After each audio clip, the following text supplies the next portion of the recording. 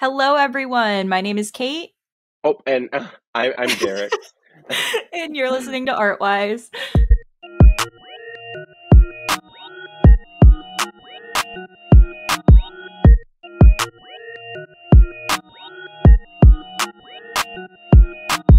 We started talking before we started recording. And I'm like almost out of tea and everything. Like we wasted 20 minutes, 20 minutes of content. Okay. Hello, everyone. Welcome to another episode of Artwise. Today I have with me Derek. Why don't you go ahead and tell the Artwise people what you're all about?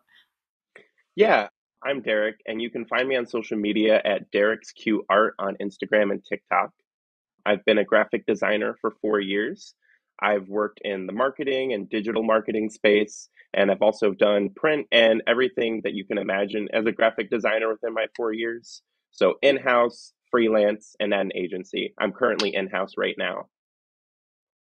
Awesome. So like I was saying, we've been talking about a lot of different design related stuff. It's nice to have another designer on the podcast with a similar background to me to talk about this stuff with. So got a little distracted, but that's okay. So the first question that I always ask everybody, no one gets away from it, no matter what. I mean, today we're mostly going to be talking about breaking into the design industry, like gatekeeping in design, red flags, things like that, as a graphic designer. But before we get into all that, I just wanted to ask you, how did you begin your journey into art, and what got you started with graphic design, and what other types of art do you do? Yeah, so what got me into art? So I grew up watching Pokemon, anime, cartoons, and a big fan of Yu-Gi-Oh! And so it started out with me creating my own characters and doing fan art of my favorite anime. I was that kid in middle school with tons of Naruto fan art in his sketchbook, and I brought with me, if anybody's familiar with Shonen Jump, on the October 2010, I actually have a piece of fan art that I submitted in this issue. Oh my It gosh. it was my Every first printed one in 2010, and I did the Kakashi on page 230. So That's that awesome. was that was where I started. Middle school Anybody me.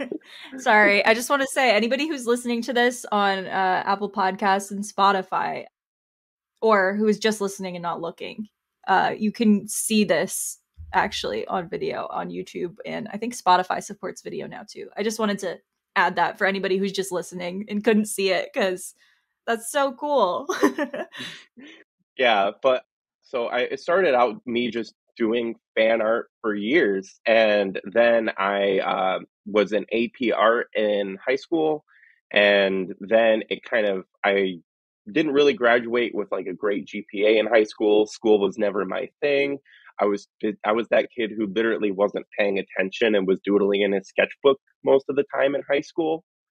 And so I went to a community college, and that was kind of like my first interaction with the professional art world. And it kind of took off from there. And through that, did community college for 3 years, and I transferred into an art and design school.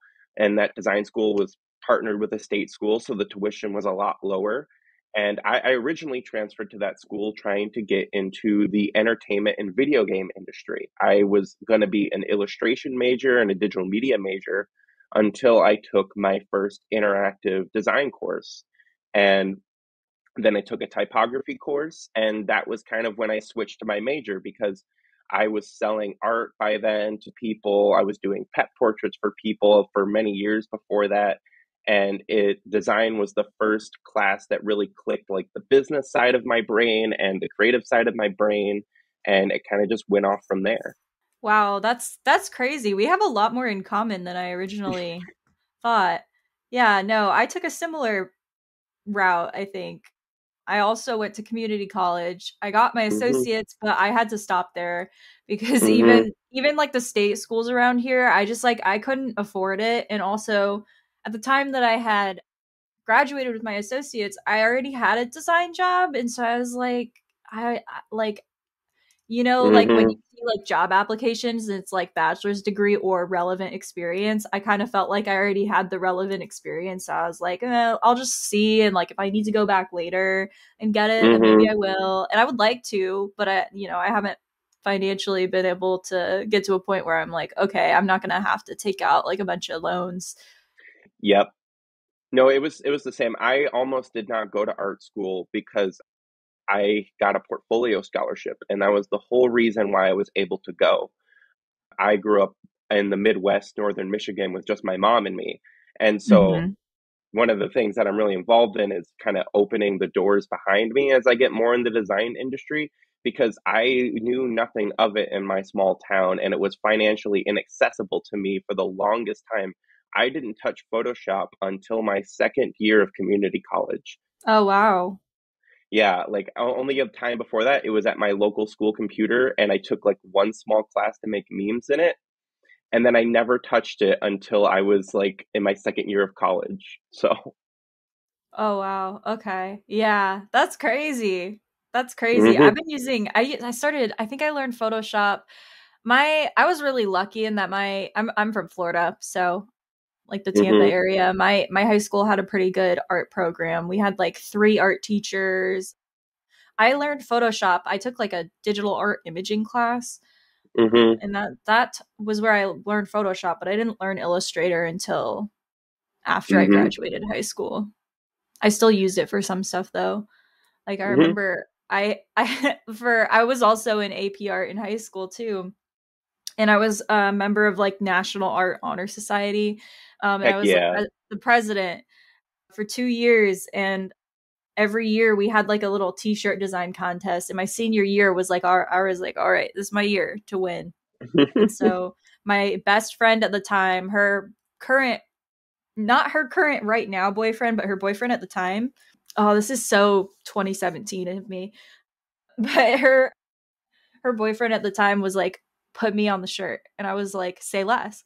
And hmm so I took a picture of him, like, because dabbing was like a thing where you did this Yep. Yep. back then. So he was like, okay, put me on the shirt like this. And I was like, okay. And so he did that. And I pulled it into Illustrator and I live traced it as like two Yep. color, and I added a vector of like a paintbrush in his in his hand, and I had like paint. I wish I could show it to you. I probably actually I have it on my phone. I have a picture of it somewhere. I definitely do. So I'm gonna look for it. But I added like a really like poorly drawn like vector of a paintbrush in his hand, and then I had paint in like a circle around him, and it just said artist subjective in the paint. Okay, but like legitimately, Photoshop, one of the best ways that I've ever started improving in any Adobe program was using it to mess with my friends or make stupid things. Yeah, that's It how gets that's you how it gets you experimenting more. I think it's a good way to get better at the programs. It is. It's how I learned everything is like, okay, how can I make this like really dumb idea I have? And then I do it and I like it really does teach you a lot. And also it gets you excited about what you're making.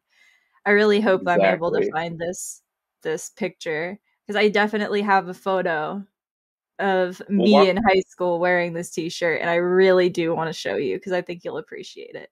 It's really not good. It's my first t-shirt design ever. As a t-shirt designer who like 5 years of experience designing specifically t-shirts, you would think it would be better, but it's not very good.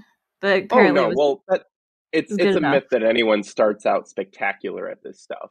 I mean, my first projects and doing art, like my friends like to send me old Naruto fan art from my Facebook from Oh years my god. ago to remind me where I came from all the time. That's good stuff. Oh my gosh. Okay. We're in my senior year. Took me that long just to find my senior year of high school. Oh I gosh. definitely have see it would have been smarter of me to go to my high school art teacher's Facebook and see if it's still there. Or not her Facebook, her Twitter. She has like a Twitter. I Well, wonder if she still uses it. I definitely from the sounds of it, I think we graduated around the same time frame. I graduated in 2014. I graduated in 2018. Oh, never mind. You were just in eighth grade when I was a senior. That's funny. Yeah. Yeah, I'm a youngin. See, I was thinking that, but I think we were just a few years behind on the trends, and I think that was what made the shirt funnier was the fact that it was outdated. Oh yeah, no. Memes lasted longer back then though. They die out in like 3 weeks now. Yeah. Yeah, that was a whole thing. Oh my gosh. I really hope I can find this picture. Sorry, I'm going through 20,000, 25,000 photos right now trying to find this one picture that I know is in here somewhere. Oh, well, while you're finding it, I can talk a bit more about what other art that I do right now to Absolutely. finish up the. Yeah, Yes. so I also run an Instagram account called Derek's Cute Art, and I post a lot of like Sanrio fan art and anime fan art, and I do a lot of Shiba drawings because those are my favorite types of dogs. And I started it because like for me, it's like it's easier to do art when you have a prompt. And so if you have a theme around your Instagram, you never have to second guess of what you're going to make. That is true. Yeah. That is And true. so I did that, and I did that. I posted every day there for a year last year. So it was from like July 2021 to July 2022. I posted every day there for a year. And I used it to get better in Illustrator because that was my weakest program for the longest time, but now it's my strongest. Really. That's something that I used to think like when I first started applying for design jobs, I really thought I was stronger in Photoshop and I was at the time, because Mm-hmm. that was like, I feel like everybody starts with Photoshop for some reason, but I genuinely feel like Illustrator is significantly easier and it just makes Mm-hmm. more sense. I don't know. The Well, concept of objects just makes a lot more sense to me than pixels. yeah.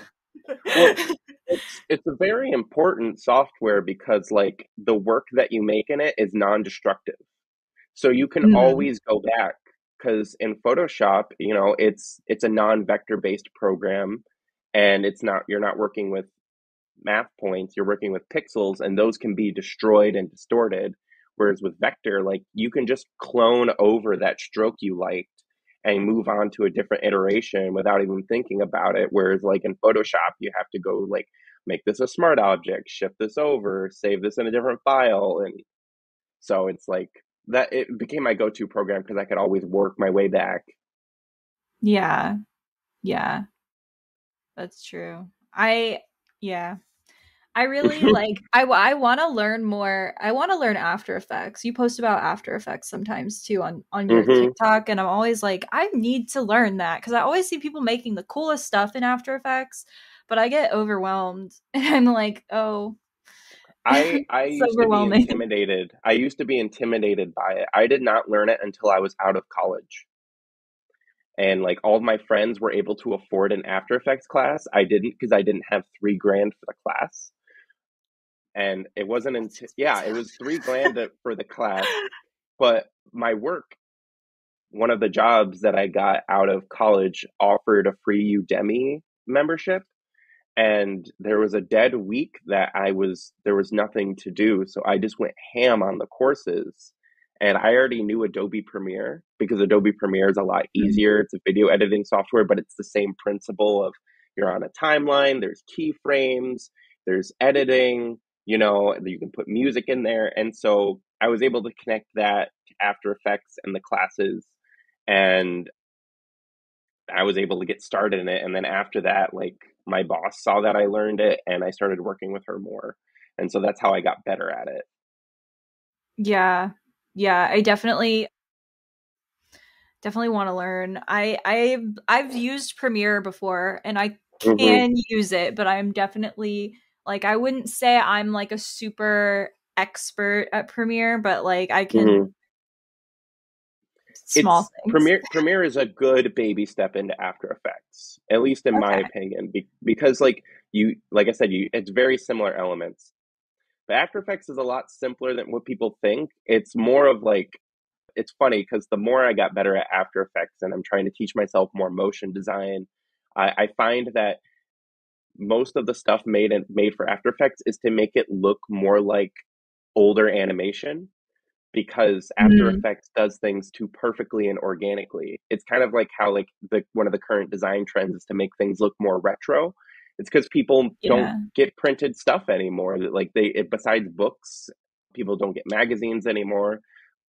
That most people get posters, but like so people miss touching print media. So a lot of it's kind of making it look more organic now. It's crazy. Yeah.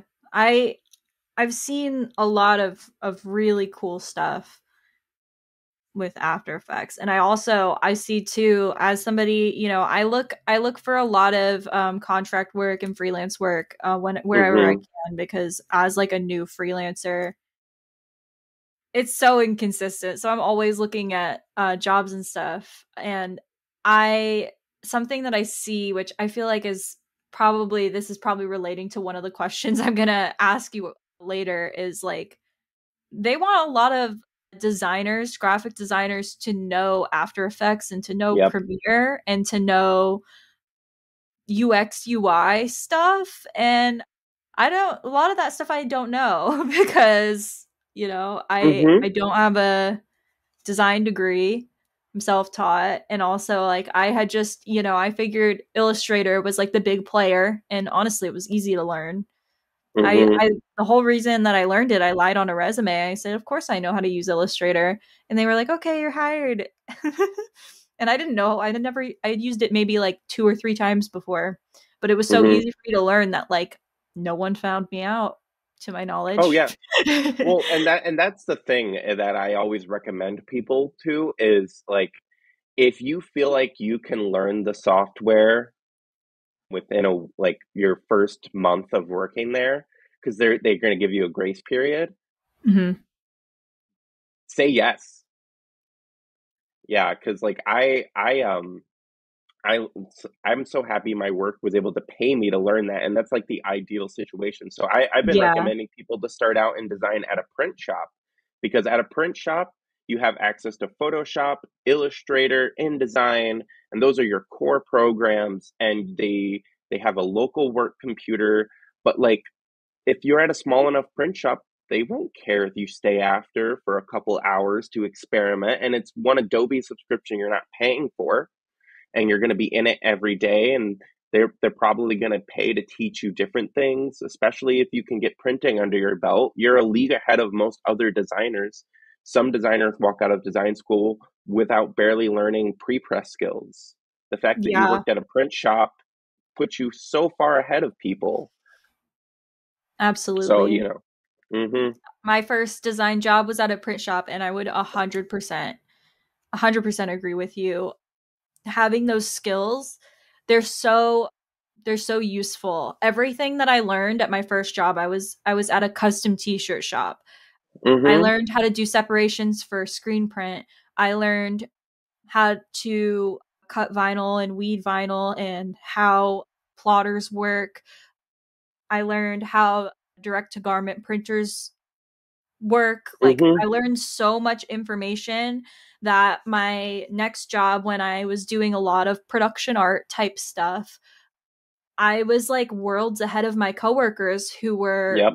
twice my age.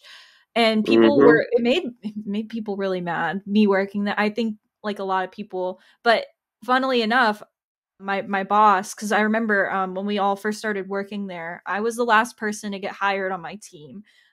We were Mhm. talking about this before we started recording, but for that job, 6-month application process, absolutely insane. Yep. 6 or 7 interviews before I got hired. I was the last person on my team to get hired. My boss even told me, she was like, straight up, we were concerned about your age because I was 19 at the time. I was Yep. the youngest person at the whole company in that department by years. And she was like, we were Mhm. really concerned about your age. We didn't know if you could do it. But after, you like, I had an interview where they tested me and they were like, okay, design these shirts and blah, blah. Like I had like all this stuff. They timed me and everything. She said, you were clearly like the most knowledgeable and like the best person for the job. But the big concern was your That's age. that's a big thing with people in design. And the thing is that the people doing the hiring don't know.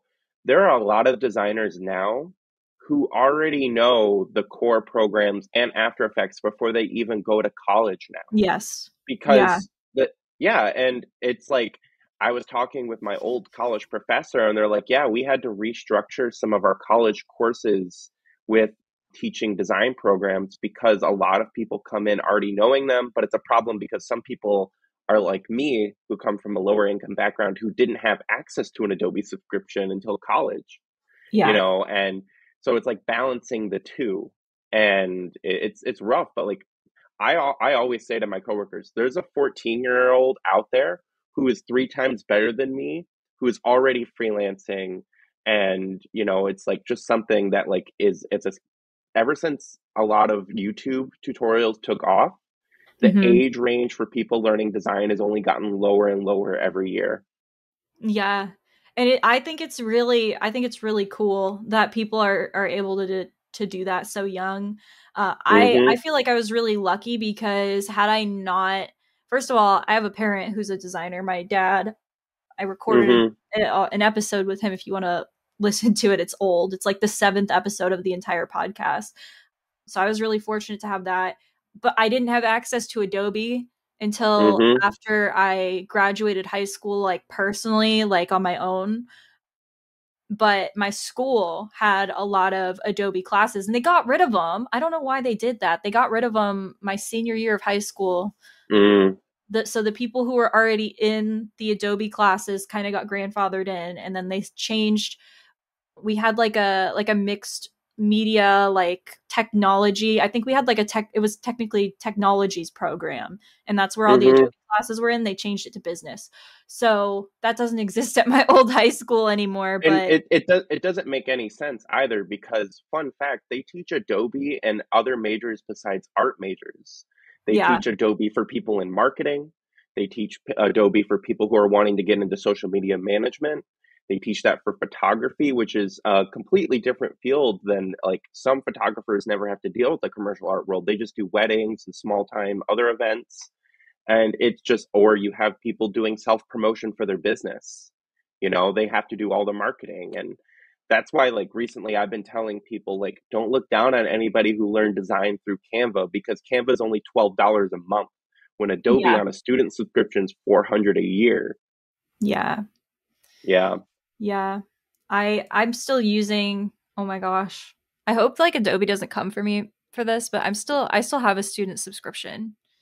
I Can I just tell you something? I do too. I have my student ID doesn't expire until this year. And I was just oh, gonna even Photoshop it to say 2025. No, I had to yeah. send them a student ID picture to verify. It was crazy. Oh.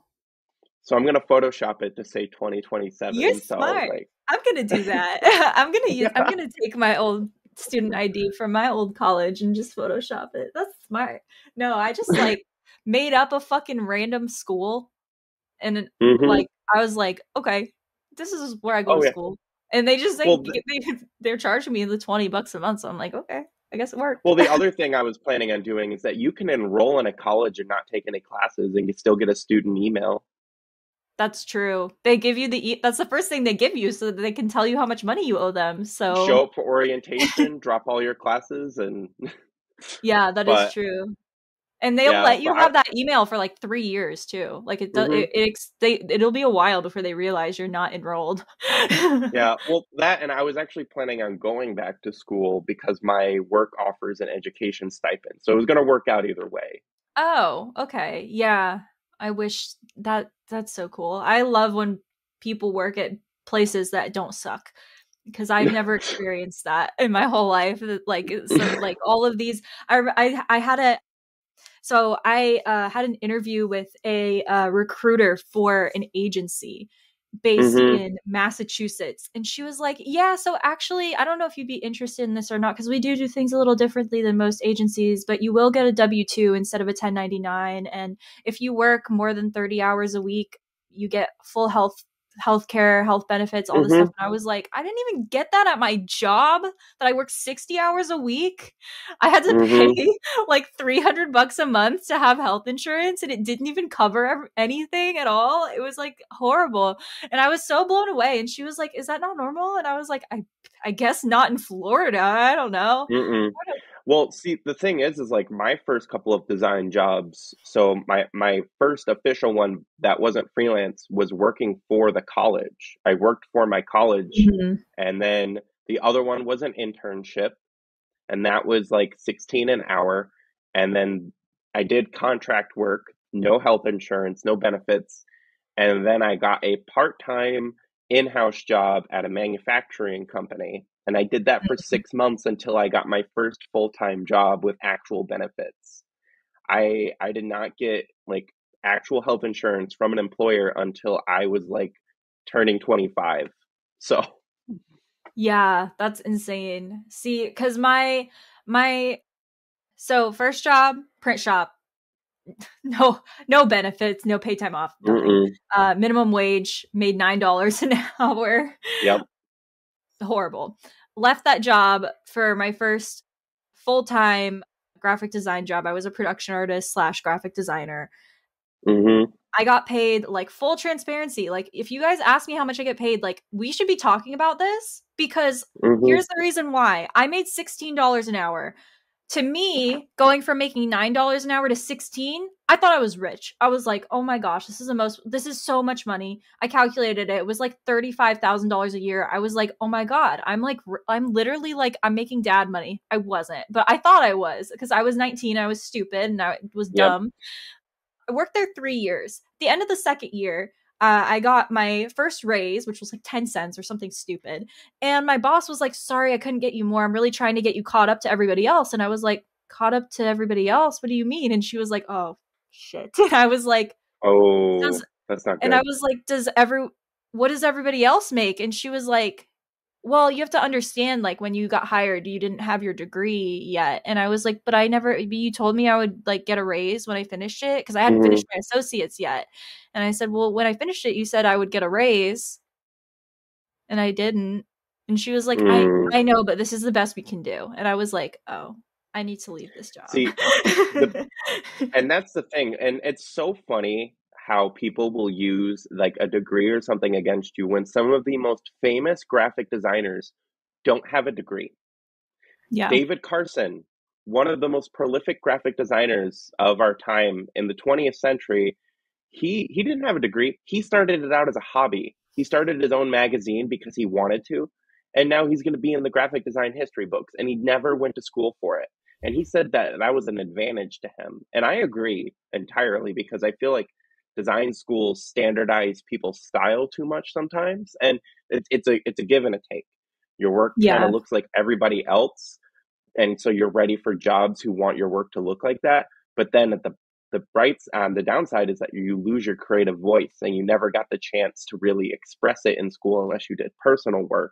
And exactly. only, yeah, it's rough. I do not like that. But when it comes to pay, though, I really highly suggest looking into the AIGA.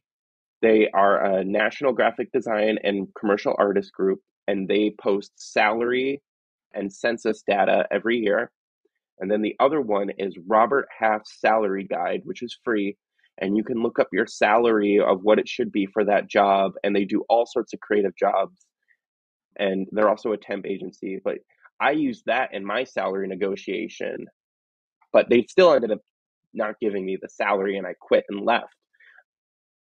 But it's public information, and then you don't have to deal with awkward sharing salaries. But I wish more people did, because creative gets stiffed the most when it comes to salary negotiations, because Yeah, they take us for granted.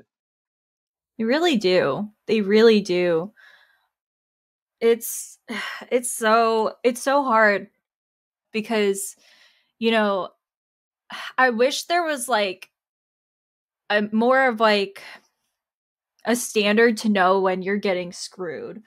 Mm-hmm. Because I at my last job, like I said, I was there 3 years. I got two raises in 3 years, and both of which were like pennies. It was like not more Mm-hmm. than I think the biggest raise I ever got there was like 25 cents, like a quarter. Mm-hmm. And I didn't complain about it or anything at the time, but when I learned that everyone else that I had worked with was making 25 to $30 an hour, that's like a lot. Mm-hmm. That's very significant. That's almost double of what I was making, and we had the same title and we were doing the same amount of work. So I was really Mm-hmm. confused. And I it was just frustrating. I felt genuinely like I was treated very differently because of how young I was when I first Mm-hmm. started at 19 too. Like, I don't know if places still do this like post COVID or not, but this was before like COVID and everything. So like once at least a couple times a month, we would have a mandatory like team bonding happy hour where we'd have to go to a Mm-hmm. bar. And it was so frustrating for me because like it would be like a Friday. I wasn't getting paid for it. It was like after work on a Oh Friday. yeah. And then I'd go to this bar, and like one time my boss was like, Caitlin, you're coming. And I was like, it's a bar and I'm 19. Like, you think they're not going to say something to me? And she was like, they're not going to say anything when you're with us. So I try to go in, they ID'd me. And of course I'm 19. And I was like, I don't even want to be here. And they were like, you can't come in. My boss was like all mad. And I'm like, I'm sorry. I'm a baby. What do you want from me? I told you this was a bad idea from the start. Like, Mm-hmm. if you want to hang out with me, maybe we can go to like Chuck E. Cheese or something. But like, Yeah. I can't go to a bar. Like, it's just I so.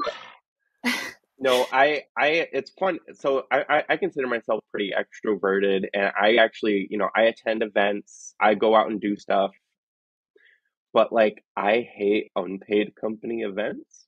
Yeah, I yeah. like there's been very few where I've had a good time, and it's mostly just because, oh, thank God I'm with the right people from this workplace and we can have fun now, or all the boring people left and we can actually make jokes.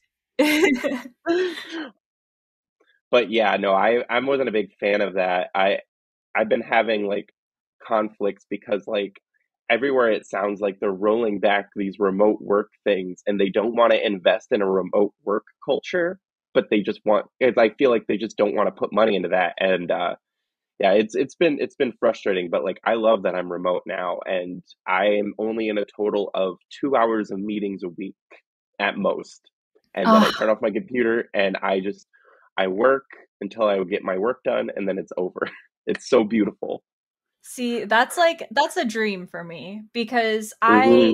and at my last design job too, like it was pretty seldom that I had to do meetings, but we always had like a 1 hour long weekly meeting that like my team Hmm. had. And then I usually got sucked into see when you're the youngest too. This is another thing that made me mad, and I guess this is kind of falls under the category of I don't know if this is like gatekeeping or just a straight up red flag, but I would constantly be told by my boss that I had to pay my dues, despite, like I said earlier, having more experience in the field that I was currently working in. And it was just so infuriating because we would have days where the whole production art team, we would have to go to the warehouse and see how everything was done. And they were like, one of like the people that worked in the warehouse that were actually physically doing the printing would ask questions, and I would always know all the answers. People like, how do you know all this stuff? I have been doing this for a couple of And years, and like you guys, I mean, I know you're all designers with design experience, but like I'm the only person with print shop experience, so it's like, sorry, and I that was guess. a problem. That was a problem I faced at my last job and still sometimes run into because like my old head creative lead, he barely knew the current programs and he was a nice person, but like his design skills were not contemporary at all. He Yeah. did not he he had web developers on our team mad at him because he was building websites out in InDesign and trying to convert them into Photoshop files, or he would just like have someone else do it because he did not know the current software. And it's infuriating because I knew more programs than him. I was a stronger designer than him. I freelanced, so I knew how to negotiate and be in business meetings. Every time I was invited in a meeting, people were happy I was there to ask the right questions. He didn't know how to set up a good timeline for a project because he wasn't working in it. He didn't really talk to any of the developers at all. And like I within my first 3 months, I was getting lunch with developers to learn how long things take to make for a website, so that when we're in a meeting, I can spot red flags. Because it's funny, because in these business meetings, the people who actually have to do the work aren't there. And so we can't stop all the red flags. And so it's like us trying to tell the project manager who's actually in the meetings all the things to watch out for. But yeah, it was just annoying to me that like in our meeting, I was not valued, and all because I was younger. And I wasn't like the young. I was 25. Like, I'm a grown man out of college, and you're still inflicting ageism on me because I haven't been doing this for 20 years. Yeah. And it's infuriating, to be honest with you. Like, and the worst part was is like there were people on the team who were older than him who knew the programs better. So it's like I'm not a fan of ageism, because I feel like anybody can be contemporary in this field. I know people 3 times my age who can out design me in a minute, and I respect them. But like I feel like some people plateau and they don't want to invest in it because they got comfy in the position. And that's just Yeah. what sucks, is that, in corporate America, you get paid more to do less. Yeah, that reminds me. I wish I could pull my dad into this conversation right now because he's been a designer for literally forever. Dinosaur. But he, like at my company that I was last at, this is something I feel like is really problematic that I see a lot of companies do is they'll have an art department with a art director who is purely there to manage and has no art and design skills at all whatsoever, like no art background. They Mm-mm. just have a management background. And it's like, well, that's nice that you know how to delegate, but like you would be Yeah. so much better off having an artist kind of work their way up into that role, because then they know how everything gets done. And when they have meetings like that where people are deciding, okay, like what design related things need to be done, you have Mm-hmm. somebody who knows how long it takes, knows the kind of effort that goes into it. You don't have somebody sitting there and just agreeing to something that's going to take ridiculously like long. At my Yeah. last design job, my manager did not have a background in design. She was not a graphic designer. She did not know how to use Illustrator. And, fortunately she was actually pretty good at like asking us, well, how Mm-hmm. long does this take before I agree to this? Because I don't know how, and she would just ask, and that's fine. But I just I feel like it's such a benefit to have artists kind of move up into those roles and actually have an art background, because it really does cause a lot of problems when someone Mm-hmm. is managing artists with no art background is like Mm-hmm. how And yeah, and the biggest thing is so I kind of saw that problem ahead of time in college because I was freelancing. Mhm. And the biggest thing is like you have to speak an entirely different language to defend your work. And a lot of artists have problems with that. So for my last year of college, I was reading a ton of business books. One of my favorite ones is Creative Strategy and the Business of Design by Douglas Davis. And he's a creative that went to business school and got I think it was a master's in business. And he wrote this book, and I read that thing multiple times, and it has helped me out, but the ageism still stood in the way. But because like I would get into a meeting and I would actually try to talk to different people who have different goals. And that's the rough part as a creative, is that everybody has different goals in the room. The account lead wants to sell this account for as much money as possible. The project manager just wants the project to go smoothly. The graphic designer wants a portfolio piece or the creative to actually be inventive this time. Then you got like the developers with their own goals and the business person charging you out with their own goals. And it's managing all of those stakeholders and trying to get your design to speak to all of them at the same time. And it's just a skill a lot of creatives don't learn until later in their career. And it's rough because you'll have non-designers critiquing your work on without referring to the brief, without referring to the business goals. and it's really rough. So learning those and being able to tie that, because like I was on the email design team for a little bit at my last job, and they were doing A/B testing, which is where they see which emails work or not. And I threw out a design that I knew would work and that the client wouldn't like. But when we ran the testing, my email provided better. So I was able to be like, well, the numbers are better. It's not the design. I wasn't speaking the language of the designer. I was speaking the language of business to them, and they went with that. And it's just a tough skill to learn because we know what goes into the work. We know what a good composition is. We know what good color is, but they don't care. They don't care. They just want it to make it. They want it to look the way that makes them feel safe, and it's just rough. Yeah.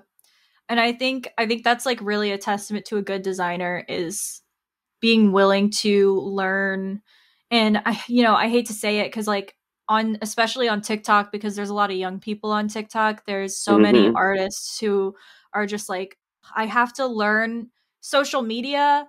This is so stupid. I Mm-hmm. have to learn business to be able to get a job as an artist. I just want to make art. I don't care. I want to make art. And it's like, ugh, Mm-hmm. I totally understand. I feel that.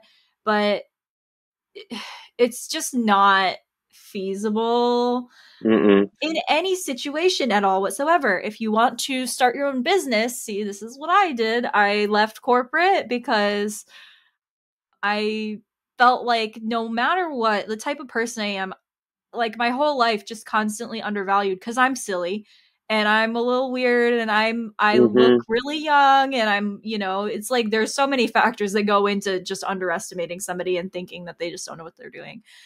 And Oh yeah. so And no, and you're not wrong though. I actually made a few people mad in art school when I said to them, the minute that you declare yourself a creative and you want to make money off of it, and I'm very anti-capitalist myself, but like you become an entrepreneur when you say yeah, that. It even if you even are if yeah, mhm. You are your own marketing and business and creative department. And I was talking to my current manager with about this because I tell her like I post on LinkedIn a lot. And she's like, "You do?" And I'm like, "Yeah, because I get work off of LinkedIn and I'm also able to track my engagement on the posts, and then I track my engagement on the website to see who's looking at my work. And I use it as my own marketing funnel because like I'm the only person who can advocate for myself. But like most creatives hate that. And it's like they think though, like, I have to put on this business persona. No, people are going to work with you because they like you. And if you can show more of your personality, if you can show the qualities that make you interesting to work with or your point of view, you're more likely to get clients that will want you to be the way that you are throughout the entire project. But you have to keep showing up, and that's the exactly. rough part. Yeah.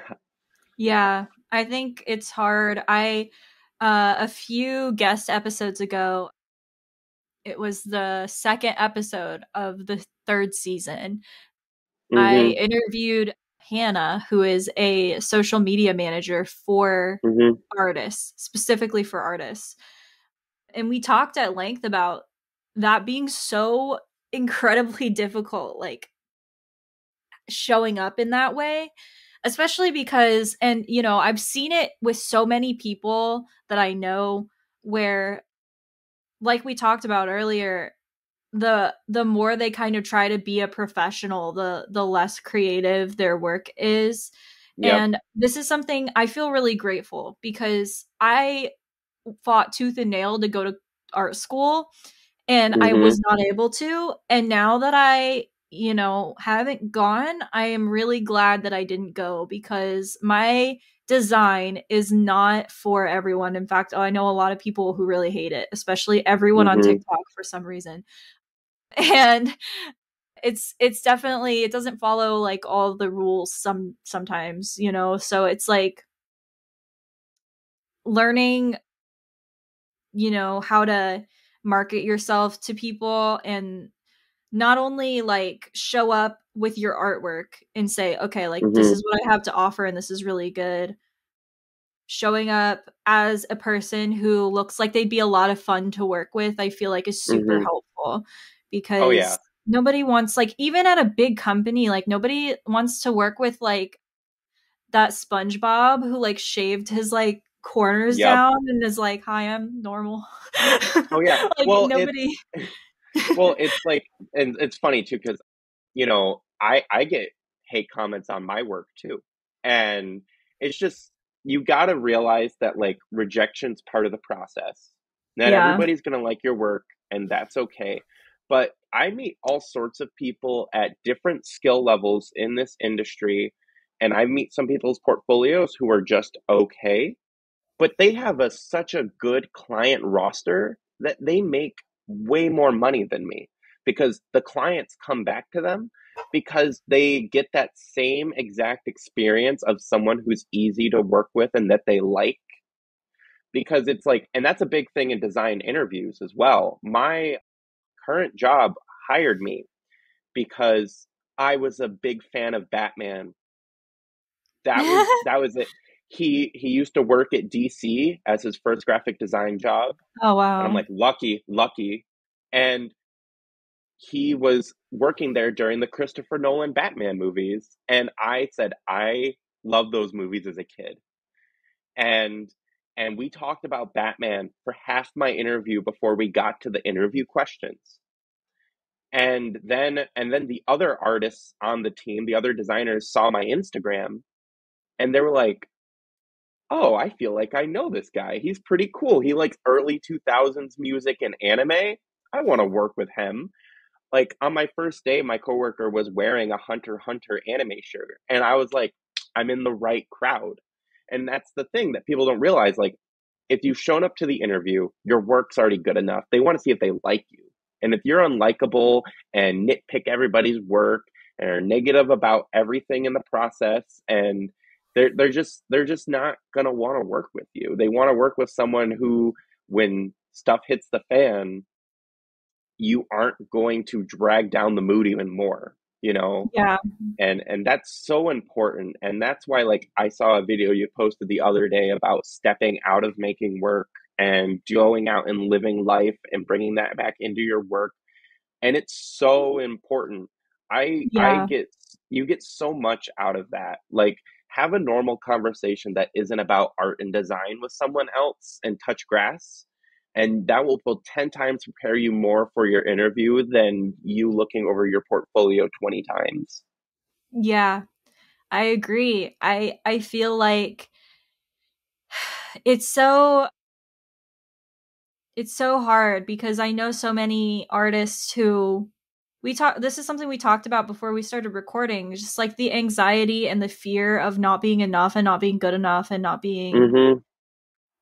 not being enough for this field. It's just so Mhm. it like when talk to like younger artists or younger designers who are still either in high school or in college, or they're just starting out in their career, like they're so panicked and they're all the time just like constantly burning themselves out, and I'm like, look, I know for a fact I'm not the best artist out there by far. Mhm.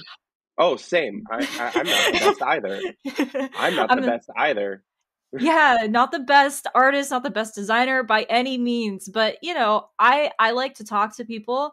I love this podcast. This podcast, like, yeah, it's about art, but it has nothing to do with I mean, I could, but it doesn't really have anything to do with like the actual creation process. And like Mhm. just me having spoken to 80 plus people about their career and their experiences and the things that they've done has unintentionally, because this wasn't my goal. Obviously, it's nice to do things that help your career, but my goal wasn't, oh, I'm going to talk to people and like use people as stairs to get to the top. Like, I just was Mm-mm. like, oh, this is like such a fun little podcast. And like through meeting people, they've been like, oh, your design style is really similar to mine. And I also do brand Mhm. design. And, I accidentally took on too many clients this month. Do you think you could help this person out? And like, I've gotten, a little bit of work from it, and I don't get paid to do this podcast. I just started putting ads on the season 2 episodes like 2 months ago, and I've made $10. I put like 20 Mhm. hours a week into this podcast Well,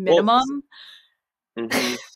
Well, it's like so you touched on this earlier of how like so many creatives feel like they aren't enough. And that's just because the community, like especially in design, and I did a video about this a while ago, and Yeah. I was so happy it got stitched by other creatives of just like people, a lot of designers, no matter what skill level, I've met them all have imposter syndrome, and it's because the culture constantly said to them in the beginning, you are not enough, you are not good enough, and they don't realize that they're hurting the community because they like to get snooty over quote unquote bad work, but you create quote unquote more bad work by making people feel so insecure that they don't want to improve than you Yeah. do beating them. Like, it doesn't make any sense. If you want to foster a good creative community with more work that actually pushes the artist,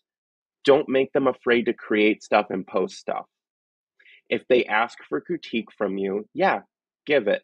But like, you're not going to create a good creative community tearing people down. And it's just gonna make everybody ask for lower money when negotiating because they don't feel they're good enough. It's gonna make people take bad jobs because they don't feel like they can get any better jobs. And you're just gonna create a more negative atmosphere for the creative community doing that. And it's such a problem, and design is filled with that. I was talking about this with my friend. She's a teacher over here in Chicago, and she studies intersectionality in design, and we like to talk about that all the time. And she told me when we were last hanging out, like, did you know that the AIGA was originally a boys club that was started in Yale? It was meant for only rich white men in the beginning, and that's what perpetuated the culture, and it washed down from big design schools and that, and those were the people who got into the ad industries, and those are the people who started only hiring from specific schools, and it started a problem, and that culture leached out into everybody else, and slowly the design movement is healing from that. But like, just think about how many creatives got pushed back because they thought only that demographic could perform. And it's just infuriating. You hear even like big designers like Ellen Lupton and Paula Scher talk about it. Like, design used to be a man's field. I had a teacher told she used to work in a big advertising agency when she first started, and she got tore down by male designers. And it's just like, the culture has a strong history in gatekeeping, and I do not like it. It's awful. Yeah.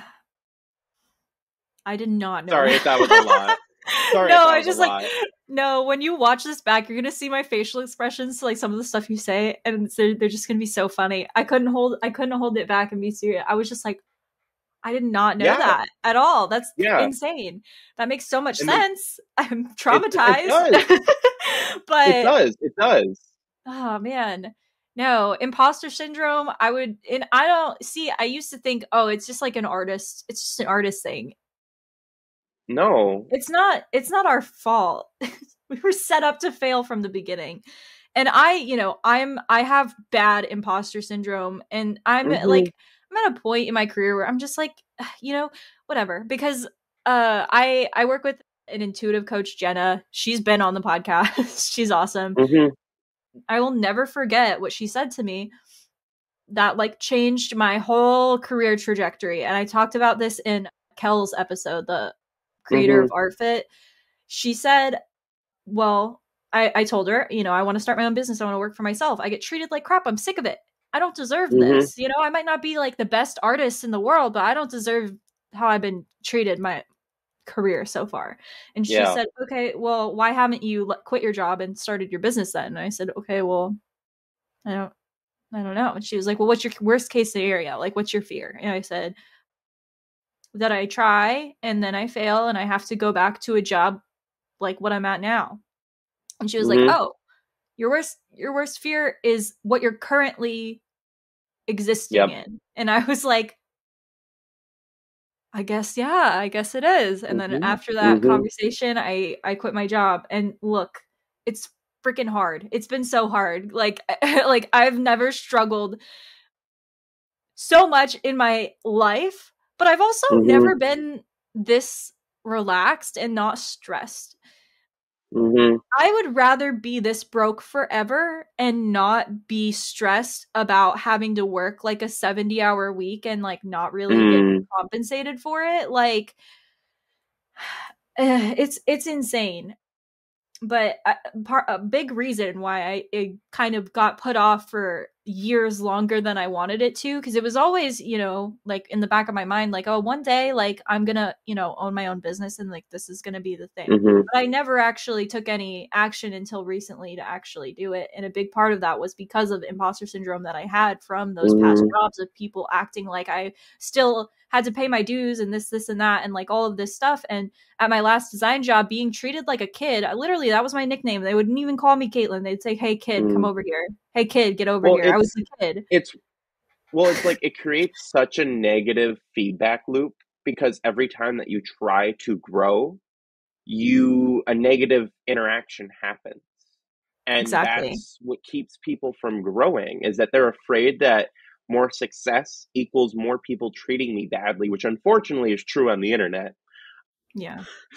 But it's like no, and I I just feel like if and there are a lot of creatives who felt this. Like so in here in Chicago, the people who head it up are all about inclusivity, and they've had to fight back against the older members of AIJ Chicago because we have this event called Ask Slash Give, where any person from a creative profession can come to this event. It's $5, and the other members had problems with it being $5, but the whole point is for it to be accessible.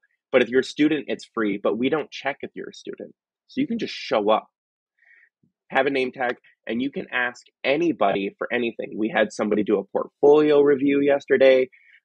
The other day, we had someone do like a presentation because like we had two key presenters. We had people saying we have job openings over here. And it's like the whole purpose of the event is for anybody to show up and give information that they found valuable or ask for information that they are missing out on. And it's become such a welcoming environment, and I just wish that like more creatives saw it that way because I've seen like even in like the because I moved in Chicago in July and I started going in August, and in the several months that I've been going, like I've seen other creatives portfolios completely change after that. Even my portfolio has changed just by talking to people, seeing different work, and it's just like you have to create an area where people can be vulnerable or there won't be any growth. If you're just bashing people and trying to be an elitist, you're not going to create a good community. Exactly. It's it's insane to me too. Like as somebody, I feel like I'm so young that I just have to not be good. Like there's just no way. Or like I saw this, I think I saw it on Twitter. Somebody tweeted like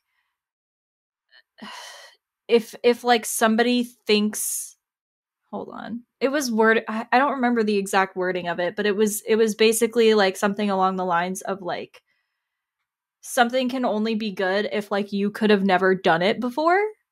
Mm-hmm. I don't know if I'm not remembering the wording properly, but it was something along those Mm-hmm. lines.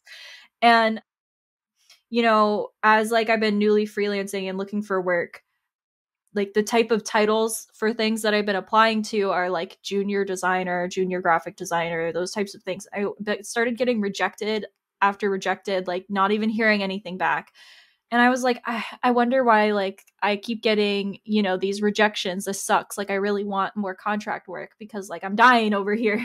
And Yeah. then I saw a listing for a senior graphic designer, and I saw it and it said minimum 4 years of experience. And I was like, oh, Mm-hmm. that's not that much. I have 5 years. I'm going to apply, whatever. Got back to me the next day. I was like, was I shooting too low? Have I been shooting too low this whole time because of my imposter syndrome made me think that like I was still at the junior level? Like, is that what's happening? I'm like so Mm-hmm. confused.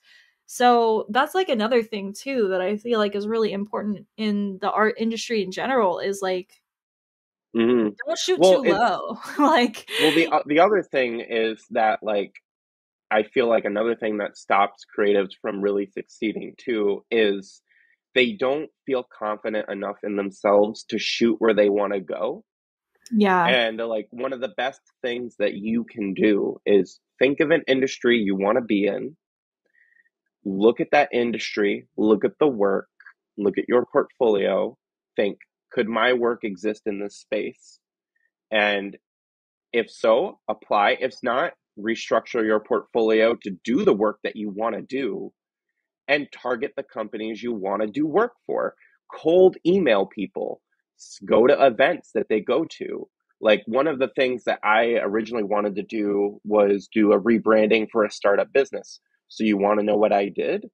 I went to the local startup event in my town where people would hold pitch competitions for their startup business, and whoever won would get funding. And I went up to those people and I was like, do you need someone to design your presentation and a logo? Do you need someone to spruce up this sales letter that you want? Do you need someone to refresh your website? And I was doing work and freelance work for people who I wanted to do work for because I showed up in their space and I was the only graphic designer they knew. And that's what you got to see it as. Like a lot of the people who do the hiring of creatives don't know where to find them because the creatives are with the creatives and not with the people who they want to work for. Yeah. That's a problem I have. And oh, Here same, I am. same. Well, it's just like you feel comfortable with your audience, but you got to put yourself in uncomfortable situations. So like Yeah. email that restaurant, do a bit of spec work because a lot of agencies will do this. They will create a fake project for a client they want to work for and send it to them. And if they don't hear back, they post it on social media and someone in a similar industry sees that and they're like, "Oh, I want to make that move." And they end up contacting them for work. And that's what you should do with your portfolio. Put work that you want to do in it. It's that simple. Make sure you're meeting that industry standard and feel. Make sure it feels like that industry, but differentiate it with your own personal taste. And that's what will separate you from other creatives. Yeah, absolutely.